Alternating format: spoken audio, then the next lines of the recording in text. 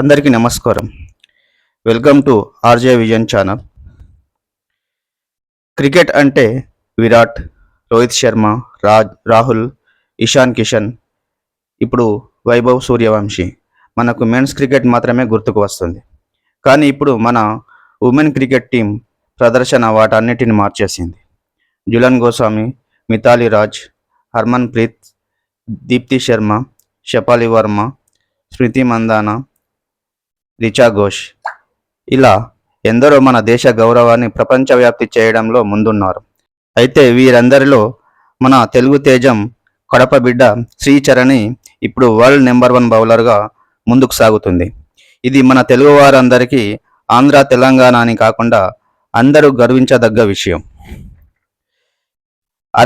అరంగేటం చేసిన నాటి నుంచి అద్భుతమైన పర్ఫార్మెన్స్తో కెరీర్ని స్టార్ట్ చేసిన శ్రీచరణి ఒక్కో మ్యాచ్లో స్థిరమైన ప్రదర్శనతో టీంలో సుస్థిర స్థానం నింపుకుంది.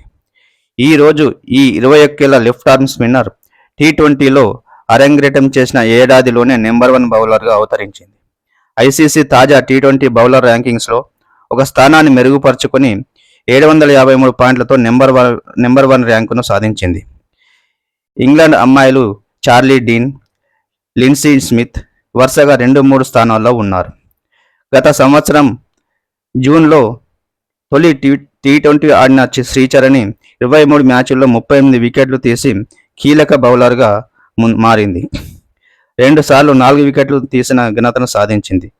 ప్రస్తుత T20 వరల్డ్ కప్ టోర్నీలో 10 వికెట్స్లో ముందు వరుసలో ఉన్నది. ఆట తక్కువ మాటలెక్కువ అయిన పాకిస్తాన్పై 3 వికెట్స్ తీసి, నెదర్లాండ్స్ పైన 4, సౌత్ ఆఫ్రికా పైన 3 వికెట్స్ తీసి గర్వించదగ్గ ప్రదర్శన చేసింది. సో అబ్బాయిలే కాదు, అమ్మాయిలు కూడా సరైన ప్రోత్సాహం అందిస్తే ఏదైనా సాధిస్తారని మన శ్రీచరణి నిరూపించింది. ధన్యవాదాలు.